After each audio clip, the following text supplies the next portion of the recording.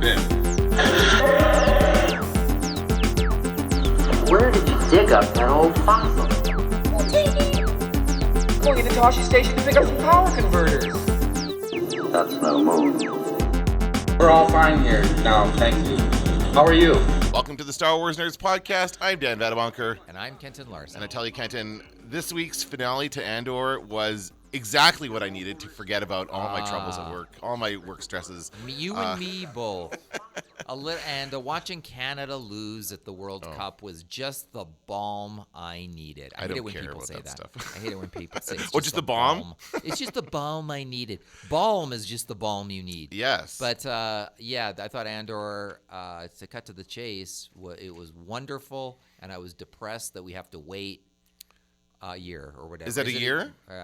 Probably minimum. Okay. Probably. Well, I wasn't depressed. I quite enjoyed it. I was starting to watch it a second time. I am going to watch it all the way through again. Oh, me too. I think it's going to be even better now that we know kind of how this all plays out. Those early episodes are going to have more meaning. Yeah. And I love that the structure of this has allowed them to really, you could take out, like you go up to episode 3 where he leaves Ferrix and then forget everything else and just come back to this finale and you would still understand what's going on because all those characters are still in play. Everybody that we were introduced in those first few episodes are back now and relevant to this story. And I love that. I love how this all played out. It's like a game of chess. Yeah. I thought. And a game of chess can last a long period of time, even if you know that you're ultimately going to lose. At a chess game, you can still keep playing and watch the inevitable play out.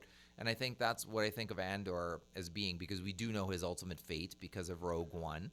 And we do know, and we might have supposed that, and I sure did suppose that certain things were going to happen in the finale that did not happen, absolutely did not. Yeah. But it was a masterful piece of Star Wars storytelling, one of the best ones we've ever got, I think. And watching that finale play out, what an experience. Now, did you notice the music at the beginning? What music? Like, listen to the music. That's what we always hear, isn't it? Listen.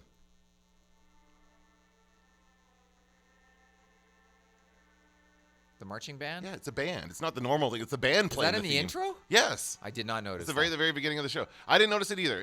Afterwards, I came back the second time. I'm like, oh, that's the band. Which I'm sure they flew him in from New Orleans, right? Well, yeah. I mean, yeah. It's what's his name with who used to be the band leader for COVID. I'm just joking. It's not him. Oh, I thought I missed something. Well, no. I was just joking, but no, it's cool. They brought in Dr. John. We'll get to the band in a second because that was a very cool aspect. Oh, of this whole it was thing. great. But we start with we have like a couple different things going on. We have this guy, I guess, building something. Now I wasn't sure what he was building. They keep cutting back to him. They kind of cut away to show other things and come back. At one time, I thought he was building a lightsaber because it kind of looked like a lightsaber. He's like screwing something into a shaft, as it were. But he's not. It turns out it's a bomb. I thought it could be a communication device. Could be that too, yeah. But it does become apparent throughout that scene that he is doing it. Like I think that's a photo of his father there, somebody who was killed by the Empire in an earlier episode. I think. Yeah. I don't really remember, but again, those are the things that get filled in when we watch it again. But we just kind of see him building this. We don't really know where it's going to lead or anything, but you can have kind of an idea of what this is, right? So that's interesting. And then we see, I guess what we also have. We have Bix there. We have the Imperials landing on Ferrix. We have our friend Deirdre. I'm getting the names finally. After the end of all these episodes, I'm finally learning these names. I got so used to calling them by the actors' names that I still do it. You know. But her name's Deirdre or Deirdre or something, like some form of that. And she arrives. She's, of course, the ISB commander who's in charge of the stuff now. And she arrives to check things out. She wants to go undercover, though. She does not want to walk around in uniform. She gets changed and goes out in a nice hood ensemble with her spy friend, and they go check out the place and see and they're all waiting for Andor, of course. This is the big thing. There's a funeral for his mother, Marva, and the whole town is getting into it. And I loved how this is all, like, you just see the community and the love and how much people care about each other. Every opportunity, whenever Cassian comes back and he runs into anybody that's from Ferrix, they all love him. They all know him. Even though I thought a little bit, because they established early on that he's not a dependable guy. He has people who don't like him. Mm-hmm. We saw a little bit of that in that one character who kind of portrays him.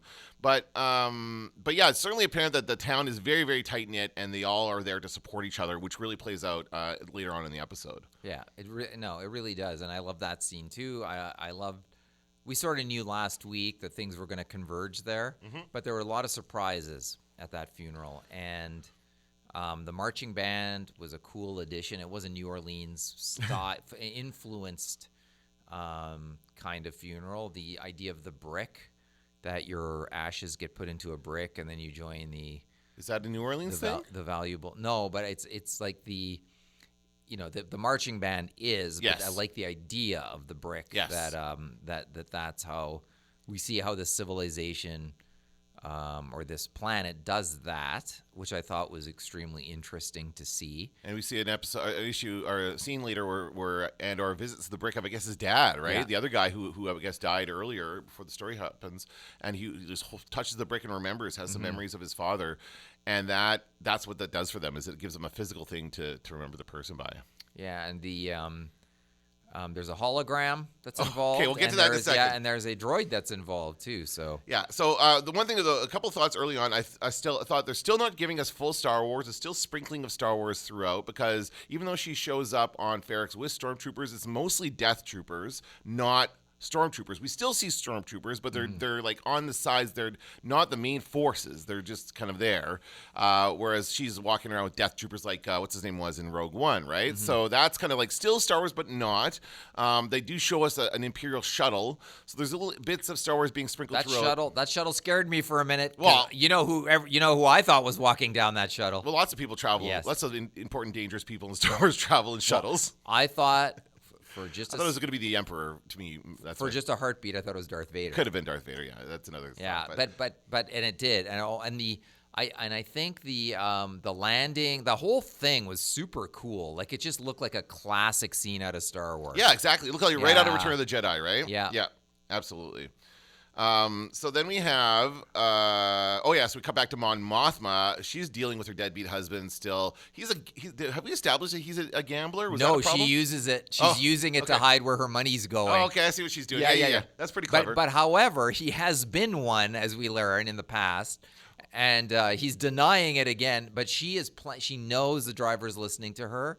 And so she is laying it. She is laying out. Yes, that's what she's doing. So he's really denying it. He has not. He is actually genuine in that. I do believe he's saying, "What are you? I never did anything." Like he's like a kid in class where you're like, you say a kid's name. I didn't do it. Yeah. I didn't do nothing. And so that's what. So he is defending himself, and the driver's listening, and it's far more plausible that this guy's full of shit and lying about his gambling than it is that Mon Mothma is bankrolling the rebellion. Right. It's far more believable. Yeah. And I thought a few things had to happen for that. Mon Mothma had to know of her husband's seedy reputation. Right. And had to play off of it and use him as an excuse for where the money went in the short term, and maybe as an excuse for the reason her daughter is going to be, matched up with this gangster's son is because her husband is in debt to the gangster. So now she has a plausible story, but it must be said that if things go awry, that she has hung her husband out to dry. Right. That she and her daughter less so, I think, in that scenario, but she has hung her husband out to dry. She has made that conscious decision, and a decision we all would have made for her based on the past. But yeah, that's quite a scene there. And we get to see the connection between that person and the Imperial commander, her what's her name's rival at the ISB, the guy she kind of burned before. And so they're all talking about this stuff, and then we find out that they successfully defended the raid. What was that guy's name again? The raid? Remember the raid that they didn't Saw Gerrera wanted to be a part of, but they called it because they probably knew about it? Right, so, but which we don't see. We don't ever see it, no. I thought we would see it. That's why when you said the raid, I went, what raid? Yeah, because the one we didn't see it happened off camera. But the off-camera raid. The whole thing was off camera, but then oddly enough, we saw a picture of the guy in a previous episode. Yes. And that makes me think that guy lived. Well, maybe there was a cut scene or something that they did hire an actor and actually work that stuff out, but then they end up not using it. I think that guy's going to go like, why'd you hang me out to dry? I think. Don't you think so? I don't. That could be a loose end, but it might not be. I think that might come back later, where the guy decides like, oh, you hung me out to dry. That's the way it is it? Well, that could happen. Now, I think this episode did something that Star Wars, I don't know that Star Wars has ever really done in quite the same way. It made me tear up. Did it really? Oh, absolutely. I got Wow. emotional a few times during this episode. Number one, in the scene where he comes and meets up. Now, Cassian's come back, of course. He's still good at sneaking around. He's sneaking around. He's seeing his friends. They're all hiding him. Never in danger of being caught for once. Exactly, yes. Never, not once. Not Like once did we worry that he was about to get busted. No, and he's just kind of more because he knows the town, right? He knows Yeah. where to hide. And so he's sneaking around. He's watching the funeral. And he meets up with Brasso. And this is a scene where they just have a chance to both mourn together because they both love Marva. And just his, I tried to get her out of here. I tried to help. And you can just see the emotion in Cassian's face. He's so lost now. He doesn't know what to do. He just has nothing now that his mom's gone. So and I think that's obviously leads into his actions later on. But that scene just kind of got me. I was like, oh my God, this is so touching. So I really like that scene. And then they kind of plan around stuff. They're figuring out stuff. These two guys, we have Linus Mosk and Cyril. What's his name again? Just Cyril. Cyril and Linus. We'll call them Cyril and Linus. They should now have their own sitcom. It's like the Odd Couple, Star Wars style. Because I think they're besties now. I think this hat exchange that we see, it's a very funny hat. They just trade hats. What's with that? When that happened, I thought that this is two boobs' idea of a disguise. Is that what they're doing? That's what I thought. I don't know. I just thought they're best friends. He looks happy. He's like, oh, I like this hat. It's good. They're just BFFs now. Are you sure that's what it is? I think that's what that is. They just love each other. The trading of I just assume that is a moron's idea of no one's going to recognize me now. But I don't know. We'll see. Maybe I'm wrong. I think we're going to see these guys come back again. They're funny. They're comic relief. And, but are they comic? I mean, well, his friend is more than him. Yes, for sure, because he's kind of more blustery. Yeah, he's more I don't know. Well, we'll have more to say about him in a second. And here's the thing, what I thought about when I see this scene is I think about that scene earlier on when we see Luthen come the first time. Yeah. He's talking to that annoying guy. Yeah. And that's the exact same transport coming in, the same idea. And I don't know why. It just kind of brought that back. Yeah. So maybe we'll see that guy at some point. It's a bus. It's a bus, yes. Bus coming in from the spaceport. So, and Luthen does show up as well. So why the hell would Luthen show up there? He wants to kill Andor. But can't he find, that's it. That's the only reason he wants to cut that tie. He needs to tie up that loose end. And that's, there you go. That's an opportunity. So he's going to go there and he's going to tie it up. Interesting. Yeah. Yeah, I just thought it's too risky. The Empire's crawling all over the place. Why would you risk being caught? At this point, there's no reason to think that they know what he looks like. True, they were chasing. Oh, Krieger, that's his name. Krieger's the name of the guy. They were chasing Krieger. They thought Krieger was him. Right. Right. Okay. So, do you think that Deirdre thinks that Andor is Axis, or is it she just knows that Andor can get her Axis? I think that's partially it. She knows he's a piece to a puzzle, but then he's also a means to an end. She wants him alive. She does. Yeah. I wrote here. Boy, does she like torture? Because she's very upset when they don't get anybody alive from the raid. Well, she wants to extract info. And so Andor would be a source of lots of info. Yeah. What else do we have here? We're searching for maze. Yes. Oh, yes. And this is also at some point in the story. He's sitting around and he's listening to recordings from his friend that died, the young boy who died from the rebellion in the heist episode. This is his what do you call it? What's the thing you have when you proclaim something or manifesto? Oh, right, his manifesto. Yes. Right? That's what it is. And he's like, this is why we have to do this. And so I guess he's listening to this. It's solidifying his belief. He hates the Empire even more so from what's happened to him for these last few episodes, being in prison, every single thing along the way. And so just everything is solidifying that decision to do what he does at the end. Yeah. What else? These guys BFFs. Okay, so then we get to the funeral, and then we have the marching band. And I kind of like this idea. I thought it was interesting. It's a very normal, quote unquote, normal idea, regular world idea, translated to Star Wars that they haven't really done, like toilets, I guess, right? Yeah. They've done it in this show, but not in any other shows before. So I like that idea. I never would have thought I'd hear a Star Wars marching band, and it sounds kind of similar to our marching. The music isn't that out there, right? No, it's New Orleans. That's the New Orleans style funeral, and I liked it a lot. I thought it added a lot to the proceeding. I didn't realize it was in the opening logo or the background to the opening logo. So I'm definitely gonna have to watch this episode again. Yeah, and so they're starting. And did they start it early? Is that something that? Because remember they have a conversation. They're like, "Oh, when does it start? A couple hours. Listen for the anvil," and then all of a sudden it starts. There's some confusion on timing. I think that's just bad event planning. They're not. There's some confusion about the timing. There's also some There's some protesters in the crowd. We've also got another asshole Imperial Guard, like a Yeah. commander, right? This guy, like, Yeah. just replacing the other guy, the exact same thing. He's just ready to go. Yeah. Raring to go. He does not want to be waiting for this funeral to happen. He thinks they should just crack down on all of it. So he's going. We see everybody, like all the guards, all the, and it's interesting. We have kind of soldiers like Han Solo was in Solo, like with those goggles, like that getup.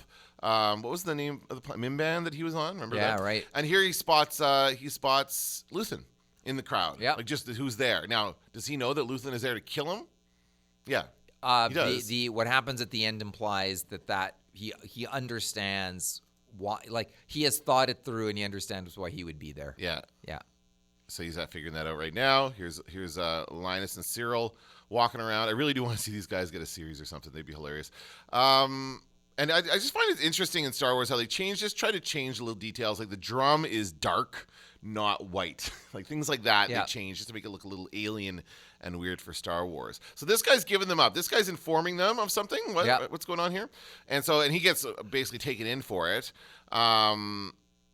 And yeah, it just it didn't play out the way I expected it to play out. They have this great moment with Marva, with the hologram. Oh, and once again, great speech, cool presentation, getting the droid involved. Yeah, oh my God. He is nobody, like, he is, you can see it in the droid. Yeah. He's so focused on the funeral. He's there for the funeral, and that's it. He doesn't, anything else going on, B does not care about. I liked seeing Brasso in his uniform. He's got his nice little marching band uniform or whatever. And then, we have the great speech. And one thing I noticed, like, first of all, I love it's a big, giant hologram that towers over everybody. Yeah. That's really cool. We don't see that a lot in Star like Wars. It's like Snoke. It's like Snoke, yes. But also that it's a speech about the rebellion, and it does, like, you don't get that in Star Wars a lot, right? There's not a ton of inspirational speeches in this franchise. Presumably the droid knew that was the speech, that the droid recorded the speech. Yes, the droid was there when so she the recorded droid it. was in on the rebellion, and even if the droid didn't play an active role, the droid was the the messenger for the beginning of the street protest. Yeah, but I got to say, like, that speech in general is amazing. Yeah. Like, what else do you have? Like Hux giving the speech to the troops. Remember in The Force Awakens? Well, the other two speeches in the Andor show are probably among the best speeches. Yeah. That's true. Luthen's what have I sacrificed? But that's like a monologue. This is like a speech to a group of people, and that's you don't true. really get that. I see what you mean. Sure. Yeah, this is like, unless it's Mon Mothma running down the plans to destroy the Death Star. There's not a ton of that in Star Wars, so I really did appreciate that, and it was a great message. And the way it played out, where the guy's like, "That's enough," and he just tries to throw his thing over the hologram, kicks over B, and then just sets off the crowd. That's it. And I think the greatest moment in this whole episode comes when Brasso headbutts that stormtrooper and just takes him out. I love it. Yeah, you can headbutt a stormtrooper. Well, the armor's useless. We know that, right? Yeah. And I do think they were deliberately having the stormtroopers miss. I do think they're still, like, acknowledging the stormtroopers suck at shooting, because they were shooting quite a bit into they were hitting people eventually. Yeah, people did get hit. Yes, but I think it took a little. I think they were acknowledging that it's not all perfect shots here. And then, of course, Andor's getting Bix out. He's got to work to get Bix out, which shows he just cares about his friends. He doesn't. He's just there to help them. So he's breaking into the hotel. There's Brasso and that's such a good speech. And you know what else she is in? I figured out what else. Like, she's been in a lot of stuff, this woman, but she is Harry Potter's aunt or whatever. Or, like, his evil step-parents or the people who raise Harry Potter, the family he lives with when he's not at Hogwarts. She's the mother of that family. So there you go. Huh. I just happened to see that at CTV. I was working and walking by, and they were showing, like, a Harry Potter movie on the Saturday afternoon, and it was her. I'm like, oh, what's her name from Andor? Oh. So there you go. But I'm sure she's been in lots of other stuff. She's excellent here. This is just a great performance. And it's a hologram. It's just a hologram. That's the thing, eh? Well, isn't she? And she's also Killing Eve. Oh, is that right? I didn't see that. Oh gosh, there's more than that, but yeah. Oh, he whacks him with a brick. Yeah, he whacks the guy over the head with her brick, with the brick that she's in, right? He's like, uh-oh, here we go. But I thought it was interesting that they're not just firing into the crowd right away. They did try to kind of contain them and try to do some riot control. It just turns into anarchy in just a heartbeat. And I also love our friend the bell ringer. And what I like is the dashing of expectations, where the stormtrooper comes up to where the bell ringer is, and I thought the bell ringer was going to hit him in the head with the bell ringer, but no, he just gives him a boot and kicks him, just kicks right down him the off stairs the tower. Again. Yeah. See. I want to get the headbutt. I love it. I just love that idea of just headbutting a Star Wars trooper. And these guys are sitting around, so Tosk and or Linus and Cyril are just sitting around watching. Now, what were they expecting? What do you think they were there to do? Like, what were they planning to do? I'm not sure, but if they saw Andor, a different plan would have emerged, I'm guessing. But they didn't. They saw Deirdre first, right? Well, you saw the bomb here. We know that he is a stalker. Yeah. He's Although I think she's into it now. Well, yeah. Well, that's a creepy scene, and that's a scene of nightmares. That scene, but imagine who their offspring might be. Oh well. Anyway, wait till she meets the mother-in-law. That's right. Oh my goodness. So basically, the guy throws the bomb, sets off a bunch of grenades. A whole box of grenades goes off and destroys a bunch of stuff. So who knows who's been hurt here? Oh, there's a lot. It's just anarchy, and it's great. It's great. It's Star Wars anarchy. It's the best. Oh, here comes the headbutt, I think. Keysacks is the name of the. Oh yeah, open fire, and then they're just taking them out now. And this again shows the evil empire, right? This is even more reason for the rebellion to grow. And maybe they're saying that this is the inciting incident. Maybe this is the first thing that officially launches the rebellion, because word of this is going to spread too, right? This is just like the whole. Well, I mean, we've had the heist already too, though. Don't forget, like that. In some ways, that's the one that bankrolls it. True. But this is just an insurrection. It's a flat-out insurrection. Right. It's the kind of thing. Oh, the prison escape in some way too. Do people know about that though? Right? Do people know about the prison escape?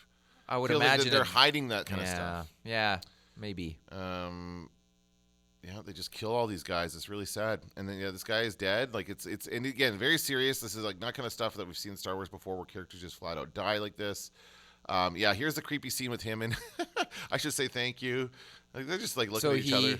He saves her. She's getting trampled. I thought they were going to kill her. Yeah, me too. I thought that was it for her. Or she would get taken prisoner and back to the rebels. Oh, I thought they were going to just kill her right there, and I was all for it. And I was like, yeah, rip her to shreds. You guys know what you're doing. And so the fact that he sort of swoops in and saves her at the last minute, I don't know if that's what he'd planned to do. He did show up outside her work, and she told him to get lost. And so now here, her initial reaction appears to be get lost, but then she went, oh, wait, I should... Well, he saved her life, so right. Yeah. So her initial repulsion, she realizes, must be tempered with a little thank you. But is there more? Yeah, we'll have to see. And then, of course, Andor just shows up. Like, this is kind of a bit of a out of the blue.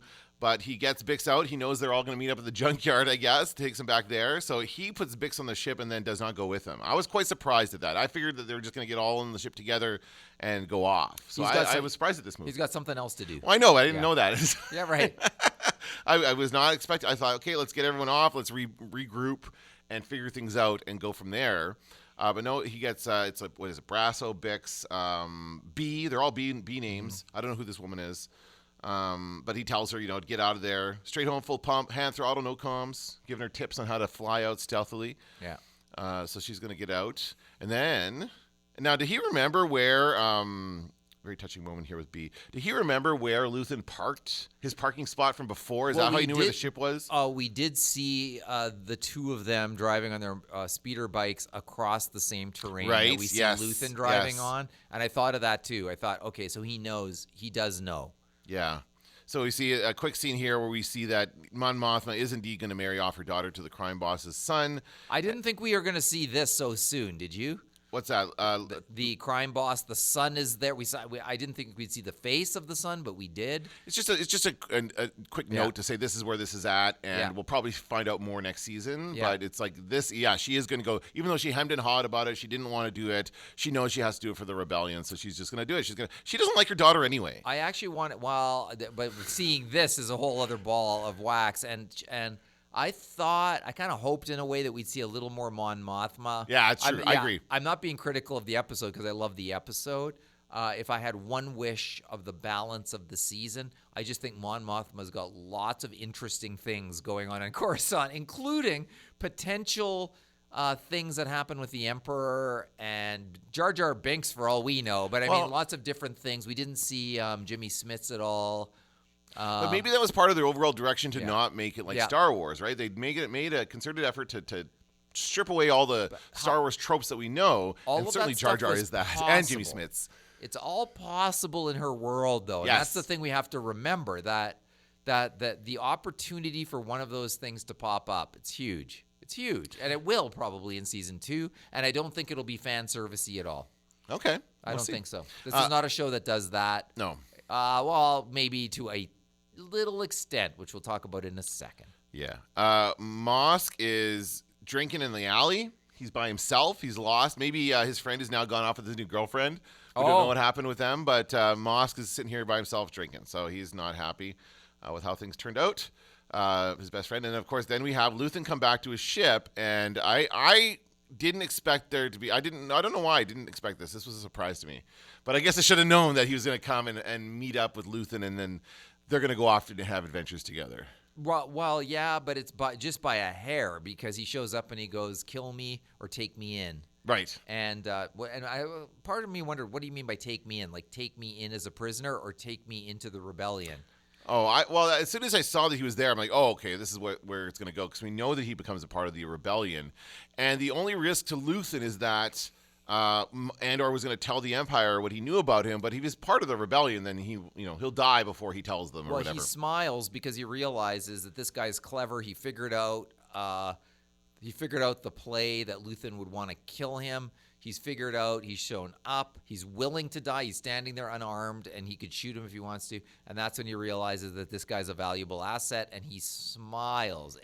And by the way, that last scene where he smiles, that is like an acting masterclass of how to make a facial expression, barely a facial expression, say all kinds of stuff. Yep. So it was. I didn't want it to end at that point. I wanted more. Like we're all screaming more, and then it ends, but not really. And I agree. I'm now chomping at the bit to see what kind of adventures these guys get into next season. It's going to be more building of lore, of rebellion lore. We're probably going to see. Maybe we'll have more opportunity for some cameos and stuff. Probably will. But I am very excited. Not lots, but it could happen. More of that ship. I want to see more of Luthen, and I think it's going to be a lot of fun. And then, there was. And thank you for telling me about the post-credit scene. I wouldn't have waited. I would not have watched through it. But it was a lot of credits, and then a post-credit scene, which I wasn't thrilled about, to be honest. I thought it was a bit of a letdown. I thought. Okay, there's a couple things in there that need to be pointed out. All right. Okay. The first is, so we see the little droids. They're soldering. They're soldering something. Yeah. And the camera pulls back, and they're actually placing the stuff that they were building in the prison. Right. It's the parts they were building, whatever that assembly line they were doing. So here's the part that must be pointed out. Andor was building part of the laser, which ultimately kills him in Rogue One. And he had a part in destroying by delivering the Death Star plans to the rebels. Right. So he built it and destroyed it. And it killed him. Yeah. Ultimately will kill him. It will kill him ultimately. So seeing the little cog, I'm glad they answered the question, what are they building? And I'm glad it has layers on top of it in terms of what the meaning of what Andor was working on. That was really interesting.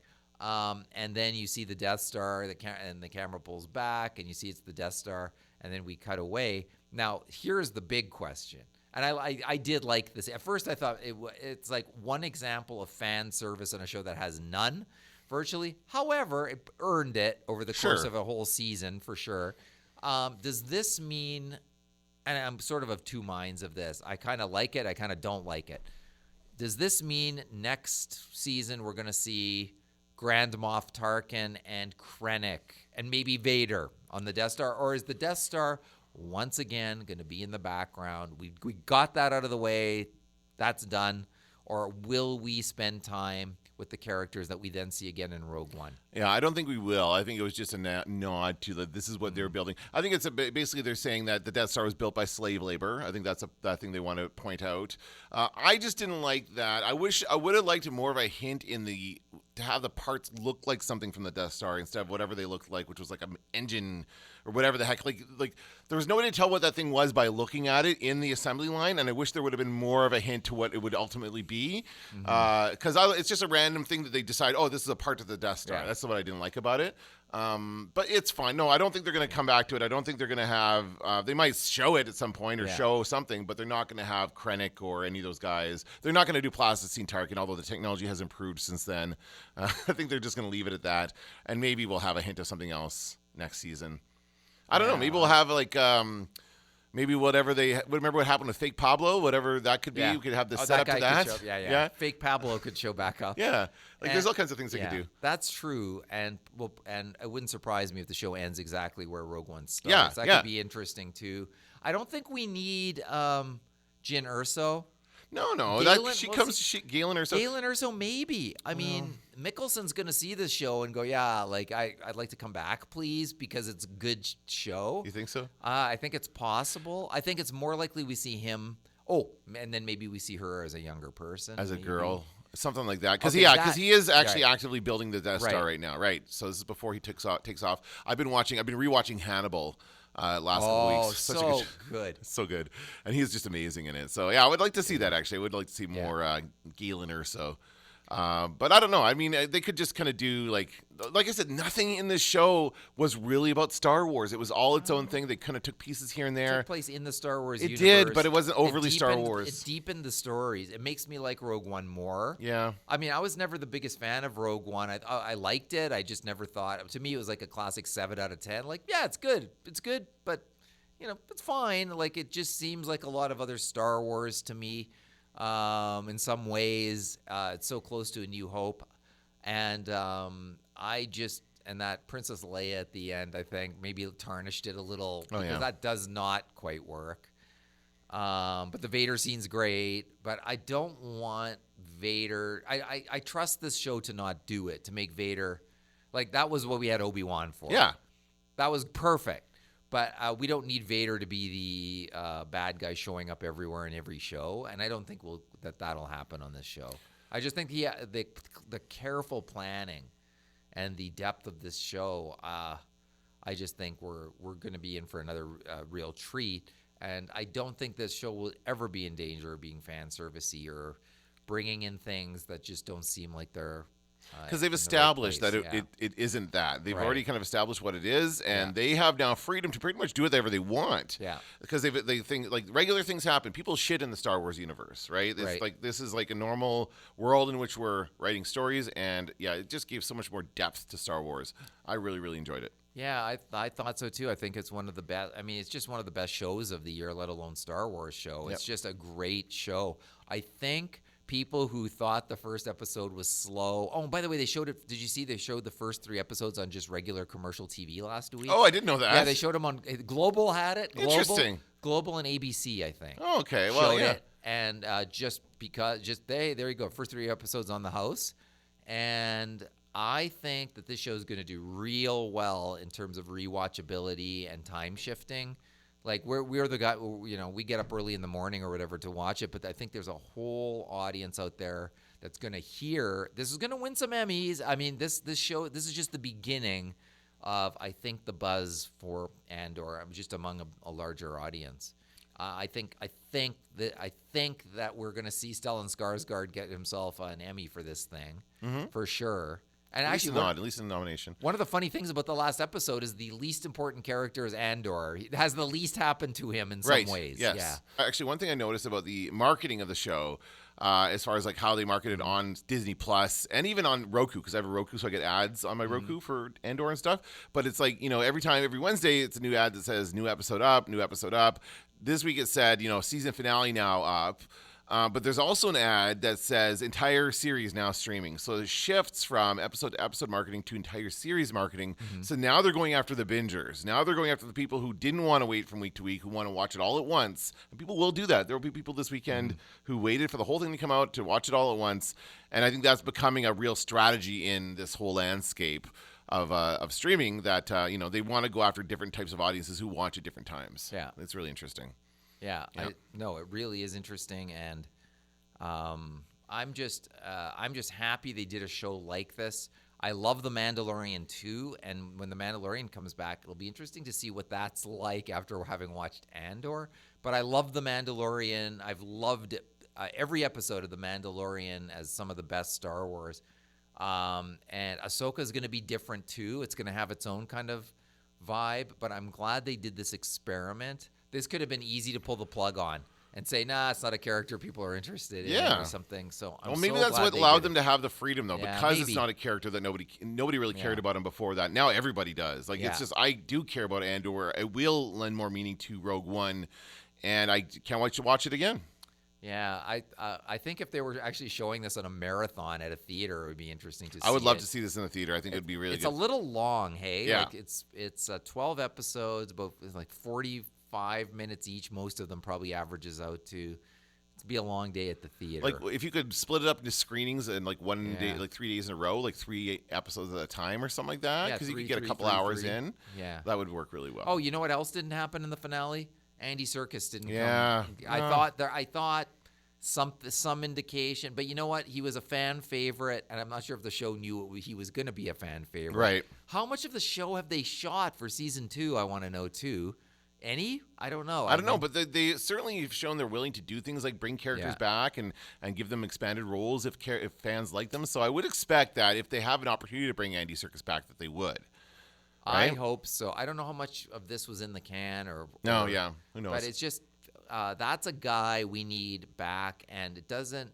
Even if we just find out what his fate is, or find out even see him in passing, I think there's just some interesting things they could do with that character. All things being what they are. Yeah.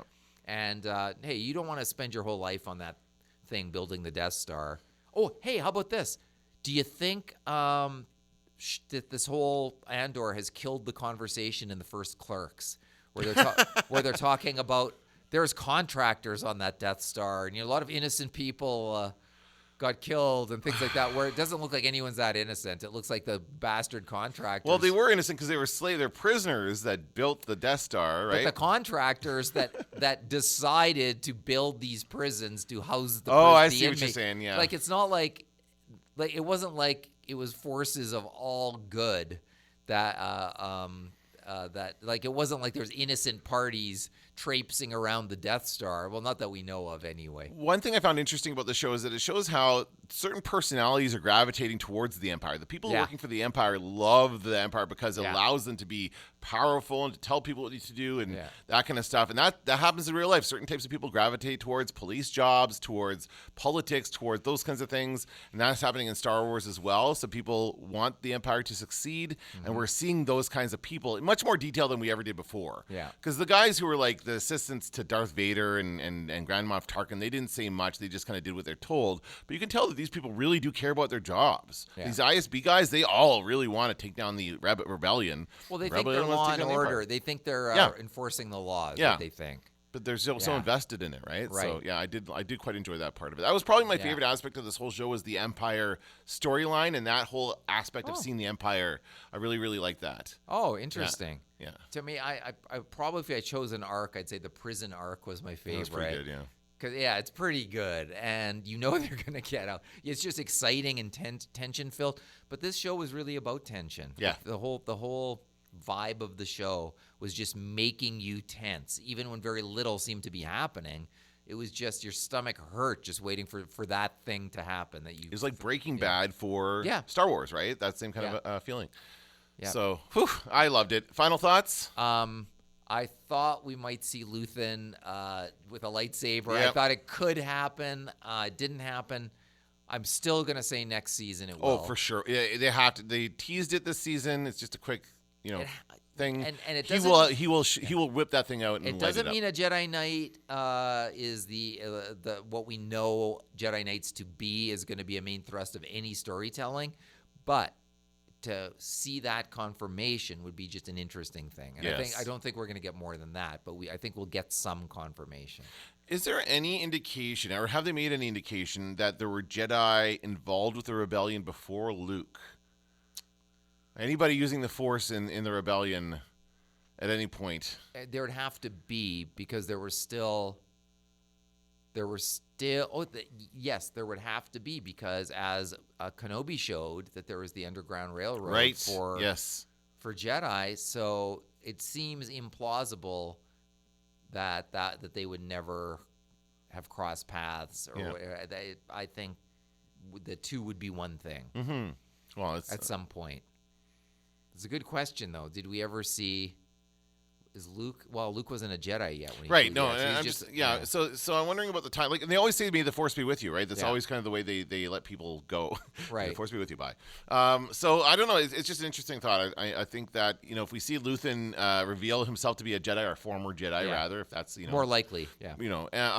Then maybe we'll see a glimpse of that underground railroad, so to speak.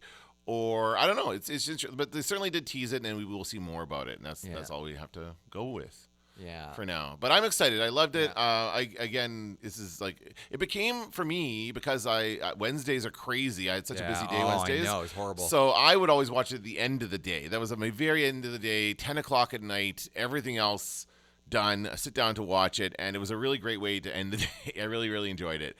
On the other hand, I got up super early, and I didn't know how long the last one was going to be, so I just went, screw it. And I got up at 5:30 in the morning to watch it. And it was only like 56 minutes or something. It wasn't that long. It was an hour, but then there's a certain a German soccer team that was playing another certain team, and then lost to that team, and that was right after it. So that was basically at 7 in the morning.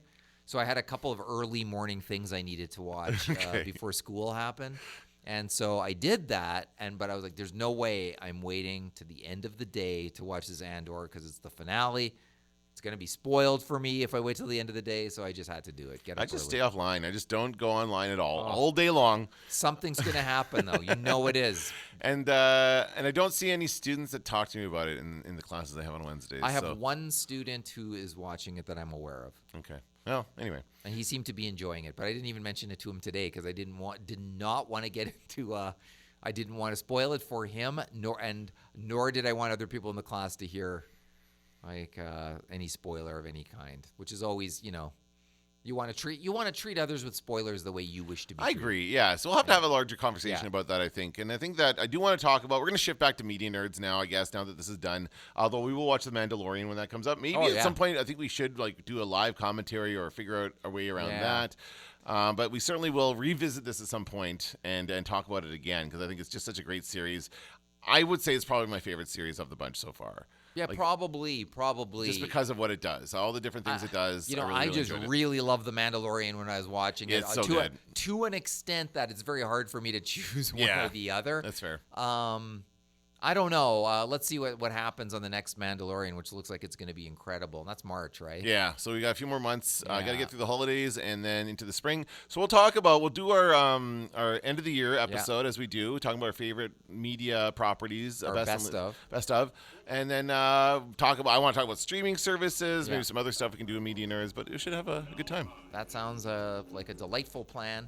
And a couple months without Star Wars, I don't know what we're going to do. I think it'll be fine. It'll be good. I'm going to have Star Wars withdrawal. All right, well, that's going to do it for this episode of the Star Wars Nerds. I'm Dan Vadabonker. I'm Kenton Larson. Don't let the Force hit you on the ass. Going into Toshi Station to pick up some power converters. TK421, do you copy? Where did you dig up that old fossil? I'm taking an awful risk, Vader.